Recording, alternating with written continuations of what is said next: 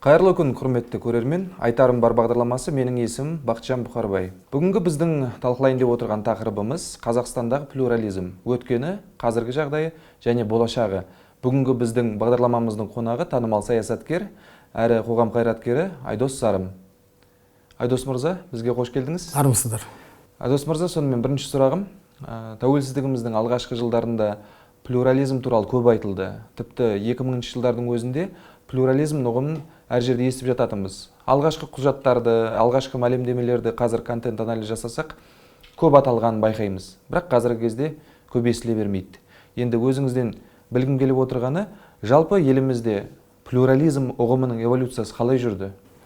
Енді менің ойымша біздегі пікір алуандағы сөз бостандығы негізі біздер демократия деген ұғымдарды 90 жылдардың ішінде соны көріп, соның ішінде өмір сүріп, бірақ қалай өтіп кеткенін байқамаған сияқтымыз да. Себебі өзім жақсы білеміз, 90 жылдар, 80 жылдар Қазақстанда бетбұрыс саясаты, Горбачевтың кезінде басталған ашықтық саясаты, басқасы айналып келген кезде біздің елге де келді. Үлкен бір өнеркәсіптер өзінің директорларын өзі тағайындаған. Үлкен жоғарғы оқу орындары өзінің ректорлары өзі тағайындаған заман болды. Шын айту керек, біз сол кезде партократтар, сол кезде елді басқарып отырған азаматтар мына ашықтықтан өздері шошып қалды. Және шошыған соншама елдің тізгінін босатып жіберген сияқты. Сол кезде шын айту керек, үлкен ашықтық болды. Бүкіл кезінде айтылмаған, ашылмаған, жабық тұрған құжаттар, Сталин заманының, Ленин заманының, Совет заманының бүкіл қылмыстары ашыла бастады. Сол кезде шын айту керек, тағы да жаңағы босаңсып, қорқып қалғанның бір себебі ана шындықтың өзінің өткірлігі мен ашықтылығы. Андай қылмыс жасаған адамға қалай сенеміз дегендей қоғамда пікір болды. Кез келген сайлауда жай ғана даладан келіп қоғамның атынан сөйлеген адам жеңіп кететін заманды көрдік. Өз көзімізден көрдік. Ал 90 жылдардың басын алайық. Мен кезінде тіпті осыдан бір 2000 жылдардың басында біздің оппозицияның біраз серкесімен ұрысып қалған кезім болды. Бір жиында бұрынғы 93-94-тегі депутаттар мәз болып әңгімелесіп отыр екен де. Мен үстінен келіп қалдым. Сонда мынадай әңгімені айтып отыр екен. Естеріңде ме, парламент кезінде қандай рахат еді деп қояды.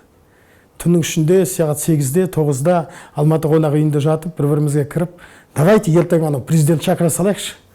Ертең осында сковородкаға салып тұрып, қуырайық оны дегенде әңгімені айтып отыр да. Жоғарғы кеңес кезінде ғой. Жоғарғы кеңес кезінде. Сол кезде таңертең президент келеді. 2-3 сағат бойы депутаттардың қытымыр, неше түрлі қитұрқы сұрақтарына жауап береді. Сіздің жалақыңыз қанша еді? Неге сіздің жалақыңыз біздің парламенттің төрағасынан 200 теңге көп? Дегендей әңгіме айтылатын кез болды. Бір жағынан мен ойлаймын, сосын сол кісілермен мен қатты сөзге келдім. Айналайындар, жақсы болсын, жаман болсын, президент дегенде қоғамдық мемлекеттік институт. Бүгінгі елдегі авторитаризмнің, елдегі сөз бостандығының жоқтығына сіздердің де кінәлеріңіз бар дедім. Олар енді әрине келіскен жоқ, маған әңгіме айтты, басқа айтты, мен айттым. Сіздер сол кезде дедім. Президентті шошытып алмағанда, сәл болса да такт, сәл болса да мейірім, сәл болса да кішкене болса да ілтипат танысаңыздар, бәлкім біз бұндай жаман жағдайда өмір сүрмес едік деген әңгімені айтып едім. Мен әлі де сол пікірімдемін. Шын айту керек. Сол кезде Қазақстанның жұртшылығы Ресейдің телеарнасын қарады деген заман болған жоқ. Өзі бір 4-5 телеарна бұдан да жаман жағдайда, бұдан да кішкентай бөлмеде отырып алып бір-біріне әңгіме айтатын. Бірақ әңгіменің ашықтығы, әңгіменің шынайылығы айналып келген кезде бүкіл жаңағы Қазақстанның жұртшылығын ана 3-4 телеарнаны жабысып қарауға мәжбүрледі. Енді естеріңізде бар ма жоқ па, көрдіңіз бе көрмедіңіз бе деймін, ана жоғары советтің трансляциясы деген нәрселер болды. Ол кәдімгі хит. Қазір білмеймін енді, біздің бүгінгі айтыс ондай аудитория жинай ала ма, жинай алмай ма, менің күмәнім бар. Бірақ ол кезде жұрттың өзінің саясиленген, саясатқа деген қызығушылығының арттықтығы сондай, жұрттың бәрі таңертеңнен кешке дейін жағына қарайтын. Екінші несі бар, жаңағы бір арнадан екінші арнаны қосып қарайтынбыз. Так, мына 31-дің жігіттері не ойлап тапқан екен? Мінеке КТК-ның жігіттері не ойлап тапқан екен? Анау Радио Макс дейді, Телемакс деген, анау Дуванов басқарған хабар болады, бұлар не дейді екен? Бір-бірімен салыстыру. Қарасаңыз, енді болып жатқан жағдайдың бәрі шамайын бірдей ғой. Бірақ бағасы, алып келетін эксперті, депутаты, оның айтатын сөзі, кім қатты айтты, Осы Алматы кәдімгідей мынау араның ұясындай гулеп тұрған қала болды. Жалпы ол Қазақстан сөйтіп гулеп тұрды. Сондай заманды біз өткердік. Өкінішке орай біздің демократиямыз алда емес, алыста емес, артта қалған сияқты. Жаңа сөзіңізде бір себебін көрсетіп кеттіңіз. Сол кездегі депутаттар енді тура сөйлеп, кішкене үркітіп алған болды дегендей айттыңыз. Енді одан бөлек осы күні сол плюрализмнен айырылып қалғанымыздың басқа да себептері қандай болып отыр? Енді бұл жерде мынаны ескеру керек сияқты. Егер шындап, бәлкім енді бүгін де айтылып жатыр, ертең де айтылатын шығар. Мынадай нәрсе бар. Әсіресе мына өтпелі кезеңде нарықтық заманның бізге тәуелсіздігіміз алған кезде біз бірден 4 қадам жасауымыз міндетті болатын, және бірдей. Ол отарсыздану. Кеше ғана үлкен империяның отары болдық. Одан шығу керек болды.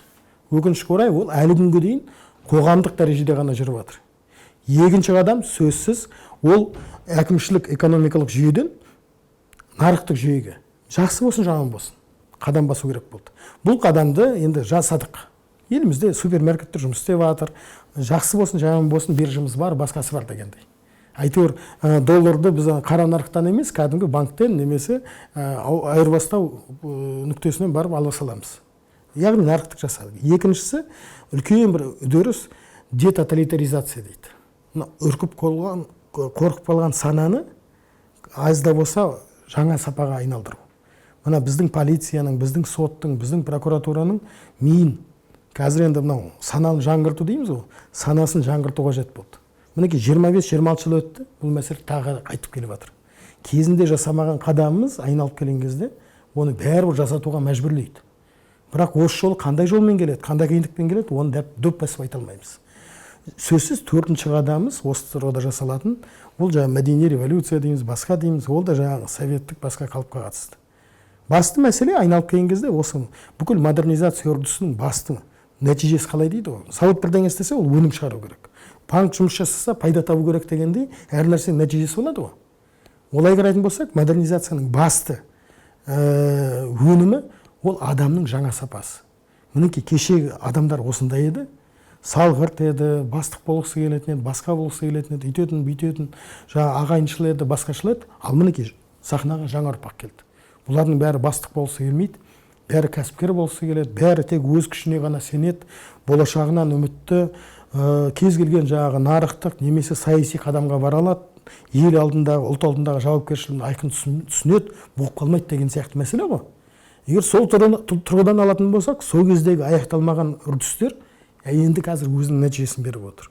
Біздегі жасалған реформалар кейін қайтып отыр. Ал сол кездің енді басты міндетінің бірі жаңағыдай президенттің өзін, президенттің айналасын, атқарушы билікті біз шошытып алдық. Өзі ғана кеше ғана советтік тоталитарлы жүйеден шыққан басшыларды қайтадан сол бұрынғы тұрмысымыз жақсы еді ғой. Мен 98 жылы сайлауда қатыстық. Көп азаматтармен бірге. Оның үшін біразын білесіздер. Бірақ сол кезде, мысалы үшін сайлау біткен болса, біз президенттің сайлауы біткен кезде бізге тапсырма түсті. Жігіттер, сіздер алдағы уақытта болатын девальвацияның ақпараттық қамтамасыз ету жобасын жасаңыздар деген тапсырма келді. Біздер оны жасап шықтық, және ұмытып кеттік. Енді жоғары жаққа кетті, оның тағдыры болмайтын шығар дедік та қойып бердік. Ал сосын парламент сайлауы өтті, парламент сайлауынан кейін бір жарым айдан кейін мені аяқ астынан Алматыға шақыртып алды. Сол кезде министріміз марқұм Алтынбек Сәрсенбайұлы звондайды. Айдос, есіңде ме, бір құжат дайындап едің ғой, жабық не бойынша. Қандай аға, түсінбей отырмын десем. Ана ақшаға қатысты. Еске түсті дедім. Сол қағазыңды бір дана қылып, ешкімге көрсетпей, қазір дайындап ал, мына жақтан чартер ұшады, Алматыға ұшып келесің, сол жақта жігіттерге айт, ақшаңды бәрін беріп жерсін, өмір сүретіндей Алматыда. Өйткені бір айдай кем дегенде боласың деді. Сонда мен сізге айтайын, девальвация болатын біз де білмейміз, басқа да білмейді. Бір күннің ішінде қабылданған шешім, және билік ол кезде қорқып отырды. Күнде 2-4 үлкен жиын. Күнде ұлттық банктың төрағасы, 2 вице-премьер, премьер-министр, министрлер минут сайын, 10 минут сайын шығып, күніне 3-4 баспасөз мәслихатын береді. Және ол кезде мынадай түсінік болды. Халықтың қытығына тие беруге болмайды. Халық ашынып кетуі мүмкін. Жағына ақшасынан айырылып жатқан халық ертең көтеріліп кетсе не істейсіңдер деген әңгіме ол кезде анық болды. Қазір жылына 2 девальвация жасайсың ба? 10 девальвация жасайсың ба? жұрттың аласыңда зейнетақы қорына жинаған ақшасын Әзербайжанға саласың ба, Гваделупаға саласың ба, өзің білесің. Мына 90-шы жылдары қарны тоймай жатса да, экономикалық басқа да мәселелер туындап жатса да, халық мүдделі болды. Халық та мүдделі болды, және билік те мүдделі болды. Биліктің аста төк ақшасы болған жоқ. Мына топ наразы ма, оған ақша бере салам. Мына топ наразы ма, оны сатып ала салам. Мына топ наразы ма, оны бірдеңе қылып келісем дейтін мүмкіндігі болған жоқ. Осы мүмкіндіктің болмауы билікті әрбір адаммен сөйлесуге, әрбір журналистпен сөйлесуге. Осында 2000 жылдардың басы, 90 жылдарда сөйлескен азаматтарды шақырып кезек-кезек сөйлесіңізші. Бір журналист, мысалы үшін, кез келген министрді, кез келген әкімді жоқ қыла алатын жағдай болды. Кез келген баспасөз мәслихатында қасарысып тұрып алып, сағаттап сөйлесетін. Тіпті ол министр дейсіз, президенттің өзін жерден алып жерге салатын кездер болды. Сұрақ қойып, ыңғайсыз сұрақ қойып, оған ежіктеп, әбден түсінігіне жеткенге дейін түсіндіріп айтып жататын. Және биліктің өзі соны түсінетін қажеттілігін. Өйткені жаңа мәдениет дедік, жаңа ел құрып жатырмыз. Жаңа елдің жаңа тәртібі бар. Біз бұрынғы совет дәуірінен бөлек елміз. Біз совет үкіметі емеспіз дегенді қайта-қайта дәлелдегісі келді. Мынадай пікір бар, мына авторитарлы мемлекеттерде плюрализмді тұншықтырса, онда бұл қысқа мерзімде өзінің бір пайдалы әсерін береді дейді. Бірақ ұзақ мерзімде ол қоғам ұтылады дейді.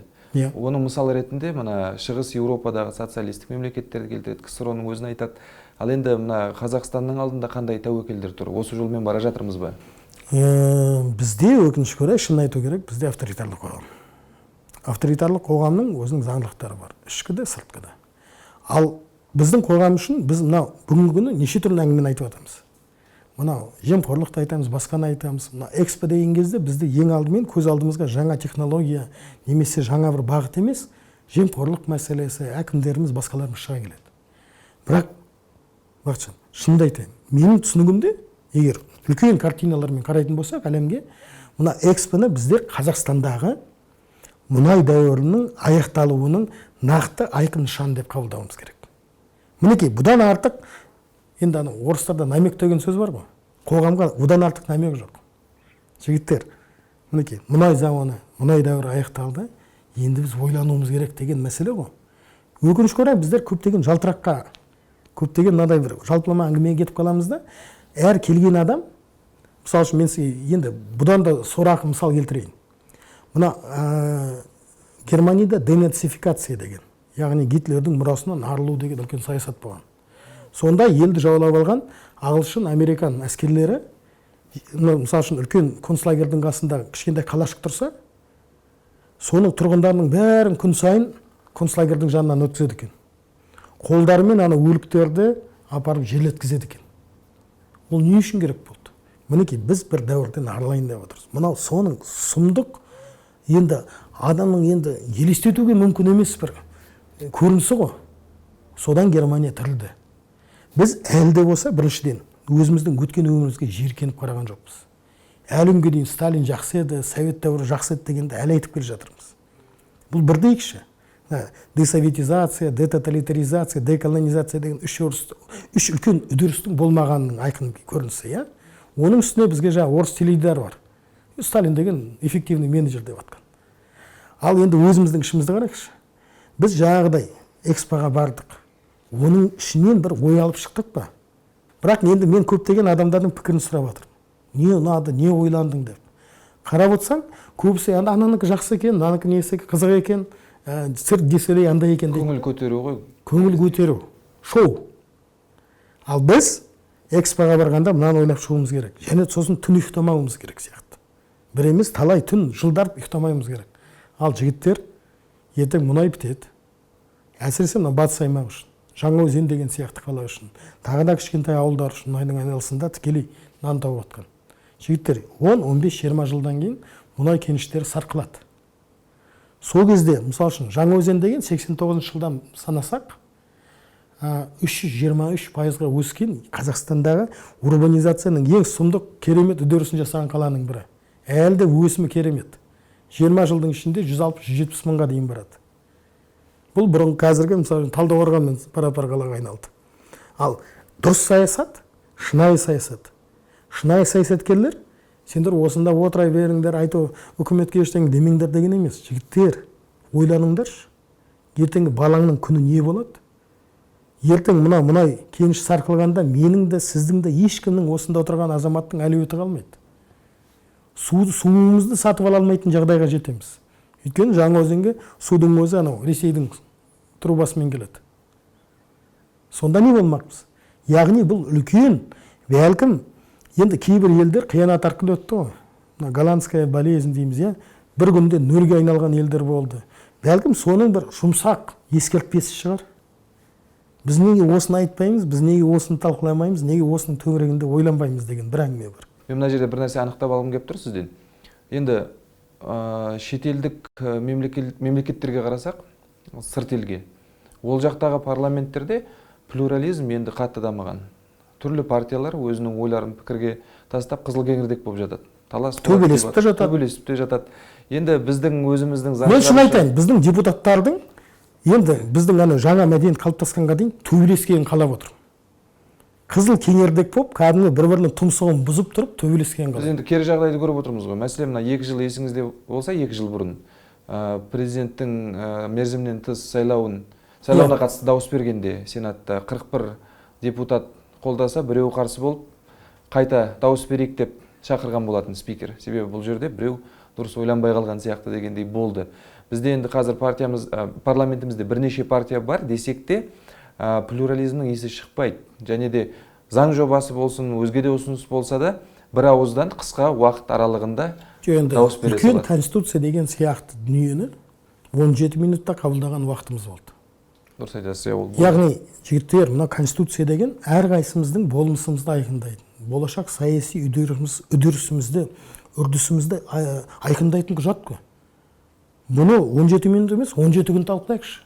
Ең болмаса құрып кеткенде 17 сағат талқылайықшы деген адам табылмады. Бұл ненің көрінісі? Әр мейлі институт болсын, мейлі ұйым болсын, ол өзінің нарығына негізделеді. Кімнен ақша алып отыр, соны іздейді. Кімнің арқасында пайда болды, соған жұмыс істейді. Бұл айқын нәрсе ғой. Егер мысалы үшін, енді менің түсінігімде Қазақстанда ең көп халықпен жұмыс істеуге мәжбүрлі ұйымдардың бірі банкілер. Бүгін байқасаңыз, көптеген банкілер өзінің атын қазақшаландырып жатыр. Кассовый бөлімдерінде қазақтың қыздары мен ұлдары отыр. Ол олардың ұлтшылдығынан туындаған нәрсе емес. Ол нарықты түсінгендіктен туып отыр. Және жақсы болсын, жаман болсын, бәсекелестік бар. Маған бұл банк ұнамады ма, мен аламын да басқа банктан алып карточка ашып аламын да ақшамды соған аудара саламын. Оның бәрі ақша. Әрине, ұлттық компания, басқа дегендердің артынан да жүгіруге болады. Бірақ ол да мысалы үшін банкінің аясын мүмкіндігін тарылтатын нәрсе ғой. Сол сияқты да үлкен сауда орталықтары. Олар әрбір адамның артын іздеп жүруге мәжбүр. Бүгін бәріміз шулайықшы, ертең табиғатын, сервисін өзгертеді. Сол сияқты. Ал бүгінгі саяси институттар мен ұйымдарды кім құрып жатыр деген сөз туындайды ғой. Оны айқын жауабы атқарушы билік. Бүгін тіпті үлкен газеттердің, телеарналардың, мейлі олардың ресми сөзі қандай болса да, бізді 5 миллион адам қарап отыр, немесе бізді 100 мың адам оқып отыр дегенге байланысты емес. Олардың бүкіл арман мұраты бір адамға, немесе Астананың сол жағалауындағы бір мекемеде отырған, әрі кетсе 10 азаматқа ұнау деген әңгіме. Сондай болғандықтан оларға халықтың сөзі, басқа деген әңгіме өтпейді. Халықтың пікірі былай еді, жұрт былай деп ойлап отыр дегенге олар ізденбейді. Олардың нарығы, аудиториясы жаңағы бір мекеменің, бір ғимараттың ішінде, әрі кетсе 2-3 ғимараттың ішінде отырған Қазақстан бойынша бір 20 адам шығар. Енді әрине, енді осындай кезде үлкен сұрақ туындайды. Енді сіз жалпы сөзіміздің, бағдарламамызда өзінің соңына жетіп қалды, уақыт өтіп. Қазақстандағы плюрализмнің дамуының перспективаларын қалай бағалайсыз, қандай баға бересіз? Жаңа мен ауа, су деген әңгімені бекер айтқан жоқпын ғой.